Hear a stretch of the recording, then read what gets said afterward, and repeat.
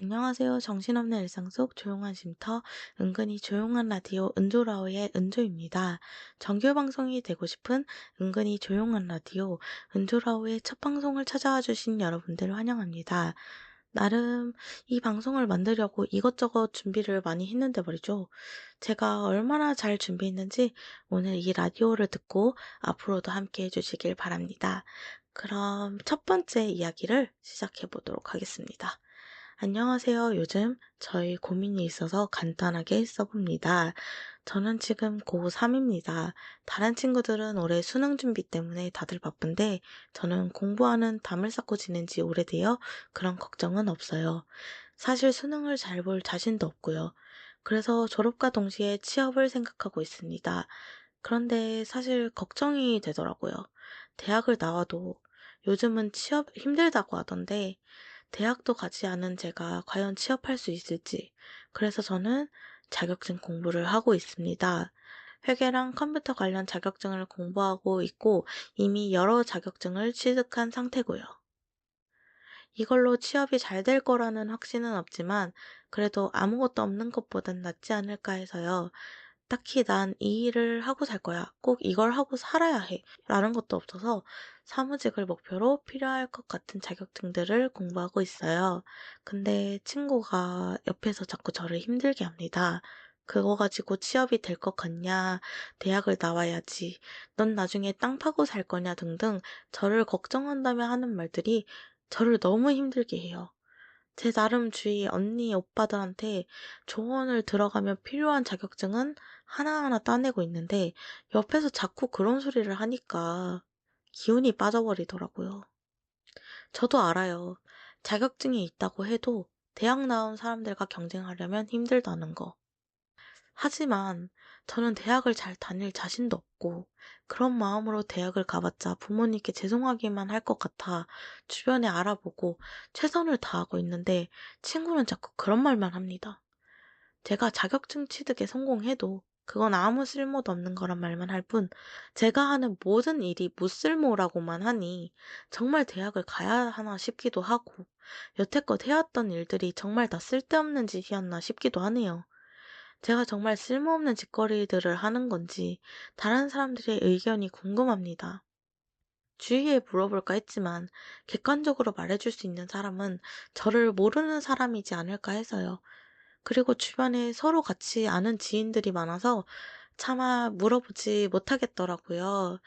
사실 무언가 답을 원해서라기보다는 답답한 마음에 어디라도 털어놓고 싶어서 보내봅니다. 라고 보내주셨습니다. 저는 이 사연을 보고 제 과거가 많이 생각났어요. 저도 수능을 보지 않았고 나름의 길을 찾아서 가려고 노력을 했으나 수능을 준비하던 친구가 저를 많이 무시했었어요. 나름대로 절친으로서 제 걱정이라고 했던 말들이 그때 저에게는 상처였고 지금 생각해보면 나를 많이 무시하는 건지 의심만 했던 것들이 의심 아닌 확신이 들더라고요. 그래서 더더욱 이 사연에 많이 공감되었습니다. 지금 그 친구는 무얼 하고 사는지는 알 수 없지만 사실 별로 알고 싶지도 않네요. 그리고 이 사연에 대한 의견을 주변에 물어봤을 때 보통 공통의 말을 해주더라고요. 왜 그렇게 고민하는지 모르겠다. 충분히 이뤄놓은 것도 많아 보이고 도전 욕구도 강해 보이는데 한 사람의 말 때문에 휘둘리는 게 너무 안타깝다. 라고 합니다. 저는 비록 그 당시 저를 무시하던 친구에게 아무 말도 하지 못했지만 부디 사연자님은 당당하게 하고 싶은 말 다 하셨으면 좋겠습니다. 참으면 병이 되니까요. 네, 그리고 두 번째 사연 한번 읽어보도록 하겠습니다. 익명인지라 한번 적어서 보내보아요. 사실 제가 상황이 좋지 않아요. 경제적인 어려움, 가족들 상황, 건강상 이유 등 여러 방면으로 스트레스를 받았는데 타로나 사주 쪽으로 상담을 받으면 그분들도 제 사정을 듣곤 현실적인 조언을 해줄 정도였죠. 그렇게 상담을 받고 나면 한결 가벼워졌습니다. 그래서 지금 제가 할 수 있는 최선의 일을 찾는 중이지만 잘 안 되네요. 그래도 희망은 있습니다. 경제적인 어려움은 이번 해에 결과값만 잘 나오면 10년간 묶여있던 빚에서 해방되는 거고, 건강상의 이유는 앞으로 조심하고 치료받으면서 회복하는 것이 우선이지요. 하지만 가족들의 상황은 많이 안 좋아서 만약 제가 관계되어 떨쳐내지 못하거나 돕는 상황이면 또다시 제 상황은 악화가 될 겁니다. 가족에 대한 얘기는 자세히 못하지만 두 가지만 얘기해 보면 한 명은 당뇨로 인해 눈 수술을 받는 것을 시작으로 몸이 아픈 상황이고 한 명은 심각한 신경 정신과적인 문제로 친정 가족 전체를 고통받게 하는 중입니다. 사실 후자는 친정 어르신들께 맡겨도 되는 상황이지만 굉장히 보수적이고 이해할 수 없는 경우도 많아 나은 건 내가 아닌데 왜 저에게 책임을 지게 하는지 이유를 모르겠습니다. 그런 상황에서 은조님을 만난 건 행운인 것 같습니다. 그립거든요. 병세가 악화되지 않았을 때의 가족을 보는 것 같아서요. 그때 당시에 병세가 악화되지 않은 시점에서 병원에 빨리 가봤더라면 이렇게까지 악화는 안 되었을 겁니다. 지금도 어르신들은 저를 포함한 아픈 가족의 병을 인정하지 않습니다. 저는 저 스스로가 인정하여 치료받은 경우의 타입이고 웬만해서 약을 줄이기도 힘들고 끊기도 어려운 타입인 것 같거든요. 아무튼 제 이야기는 여기까지입니다. 좀 힘들긴 하지만 제 일자리부터 찾는 것을 목표로 지내봐야죠. 작가, 방송, 생활 쪽 잘 풀리기를 기원하며 이만 글을 줄이겠습니다. 라고 보내주셨습니다. 일단 우선은 제가 꼭 하고 싶었던 말이 있었어요. 힘드신 와중에 제가 사연자님께 행운이 되었다니 제가 더 감사하고 행복합니다. 진짜. 저도 제가 앞으로 어떻게 살아야 할지 많이 고민이 돼서 이것저것 하고 싶은 거 일단 도전해보자 하고 버려놓은 일이 많아서 머리가 터질 것 같을 때 이렇게 저를 만난 게 행운이라고 해주시는 분을 보니까 많이 힘이 나고 앞으로 더 열심히 살면서 좋은 모습을 자주 보여드려야겠다고 다짐을 하게 되네요. 제가 너무나도 감사합니다. 앞으로도 열심히 할 테니까 꼭 지켜봐 주세요. 네, 그리고 세 번째 사연입니다. 이 사연은 이제 제가 겪었던 일인데요. 지금은 잘 지내고 있지만 그때 당시 정말 어이없기도 했고 힘들기도 했던 이야기입니다. 네, 그리고 이 사연은 혹여 저 말고 다른 피해자가 지속적으로 발생하고 있다면 그 피해를 막고자 피해자가 저 말고는 없다고 하더라도 저는 사람의 간절함을 이용한 이러한 사건의 피해자가 없길 바라며 작성했습니다. 네, 취업 사기를 당했습니다. 개업부터 같이 준비하고 믿었던 지인인 만큼 그 전에 하던 모든 구직 활동을 멈추고 그 지인과 함께 개업에 모든 것을 쏟아 준비했으나 모든 것은 거짓말이었고 그 결과는 지인의 잠수였습니다. 그 이후에 구직 활동을 해도 당시 코로나 거리두기가 시행된 시기라 취업하지 못해 금전적, 정신적 피해를 보았습니다. 저는 몇 년 전 알고 지내던 유튜브와 인터넷 방송을 하는 방송인과 연락하던 중 그 사람이 PC방 개업을 하겠다 하고 저를 직원으로 채용하고 싶단 말을 주고받았습니다. 저도 당시에 새로운 직장을 구해야 했고 그 사람도 우리 동네 쪽에 개업하겠다는 말에 홀려 그때부터 같이 준비하기 시작했습니다. 그러면서 그 방송인이 부모님께 허락도 받아야 되고 도움도 요청해야 되고 자금 마련도 해야 되기 때문에 그런 이유로 기다려달라고 하였고 저는 이런저런 자료와 필요한 매장 제품들을 검색 혹은 PC방 근무를 오래 했던 지인에게 물어가며 거의 모든 일을 나서서 도와주게 되었고 기다렸습니다. 그러던 중 사람의 개인적인 사정으로 인해 한없이 일정이 밀리게 되는 상황이 생겼고 그 과정에 그 사람의 멘탈까지 돌봐주는 상황까지 오게 되었습니다. 그 후 이제야 건물도 알아보고 개업을 위해 준비할 수 있겠다고 하는 자금 준비가 되었다고 들었는데 갑자기 아파서 입원을 했다고 하여 또 기다렸습니다. 그 과정에서 저는 생방송에서 그 사람이 채팅방에 있을 때 그 사람과 함께 가게 개업을 준비 중이라고 시청자들에게 언급도 했습니다. 퇴원하고 건물을 알아보았고 계약까지 했다고 말했지만 그 사람은 지도에서 캡처한 건물 위치만 알려주고는 저를 만나지 않았고 그 후에 잠적했습니다. 그 이후로도 이런저런 루트로 연락을 했지만 읽고 무시할 뿐 아무런 응답이 없었습니다. 나중에 알고 보니 그 건물은 상가 건물도 그 어떤 장사나 개업을 할 만한 건물이 아닌 다세대 주택임을 알게 되었습니다. 당시 코로나 거리두기 최고 단계 시기로 인해 취업할 수 없는 상황에 이르고 그 답답한 상황을 주위에 말했더니 취업 사기랑 다를 것이 없다는 말을 들었습니다. 그리고 그나마 다행인 것은 금전적으로는 피해가 없다는 것이었습니다. 인터넷에 알아보니 금전적인 피해가 없고 중요한 개인정보를 알려주지 않았지만 취업 사기와 크게 다를 것이 없다는 것을 알게 되었고 제가 겪은 상황 이외에도 취업 사기는 매우 다양한 형태로 존재하고 생각보다 흔한 일이라는 것을 알게 되었습니다. 취업 사기는 취업을 시켜주겠다는 말로 돈을 요구하거나 계좌 혹은 그 이외의 개인정보를 요구하는 경우라고 하는데 저는 멍청하게 사기를 당하긴 했지만 다행히도 그러한 피해는 없었습니다.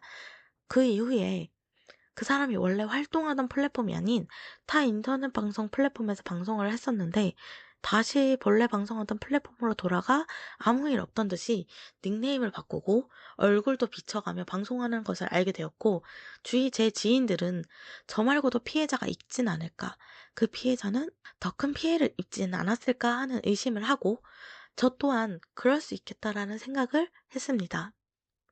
다른 사람의 방송에 시청자로 가서 제 방송에서 했던 것과 같이 아부를 떨고 침묵을 다지려는 모습도 보았습니다. 그러한 모습을 보니 더 이상의 피해는 없어야 한다는 생각이 들어 저만의 대나무 숲에 저의 사연도 살포시 얹어보았습니다. 처음에 말했던 것처럼 이 이야기는 이러한 사기에 더 이상의 피해자가 없었으면 하는 마음으로 작성한 저의 이야기입니다.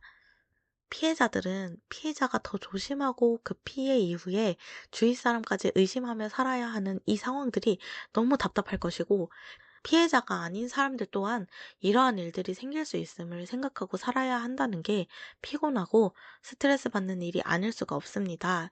부디 이러한 사기에 더 이상의 피해자가 없었으면 좋겠습니다. 이렇게 제가 몇 년 전에 겪었던 취업 사기 스토리를 한번 풀어봤는데요.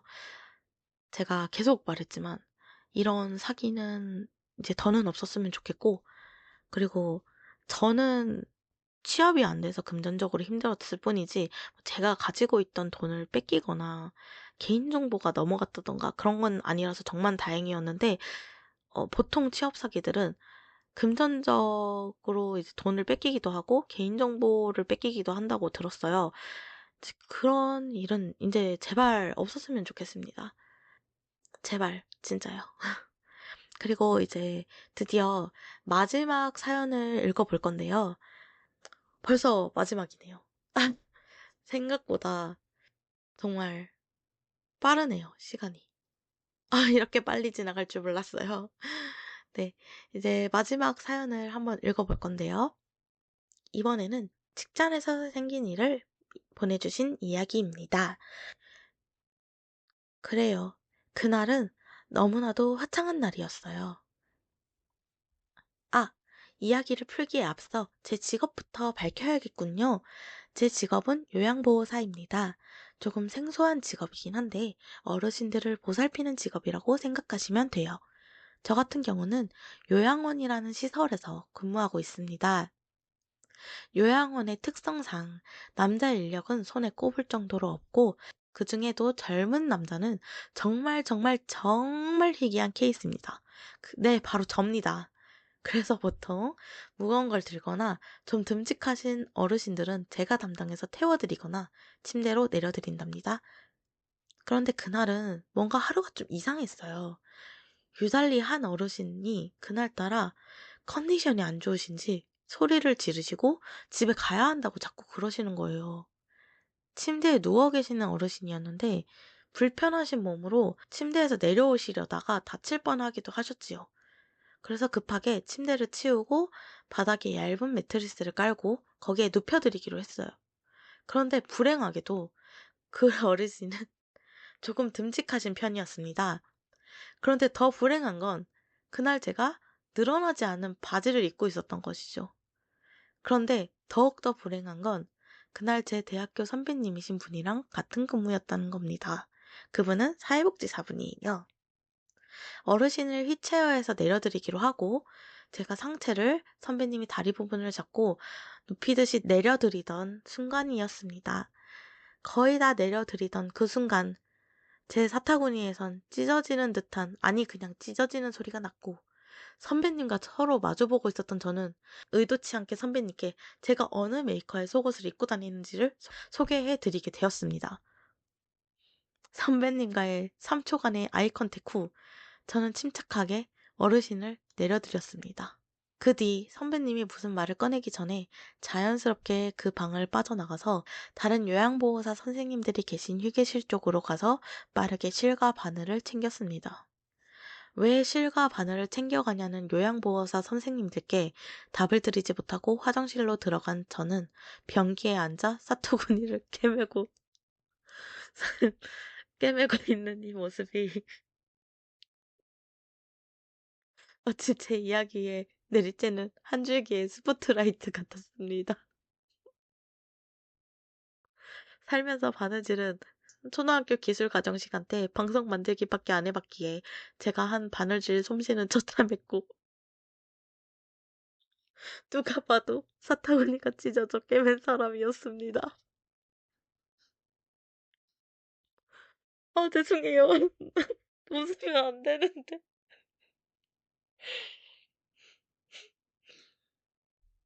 그 모습을 본 요양보호사 선생님들은 다들 못 본 척을 해주셨고, 저는 그날 제가 아끼던 바지 하나를 의류 수거함에 넣을 수밖에 없었습니다. 제 눈물 한 방울과 함께요.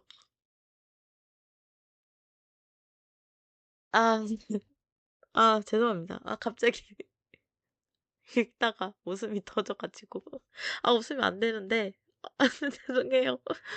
아, 일단, 저는 전에 제가 요양보호사 학원에서 근무한 적이 있었는데요.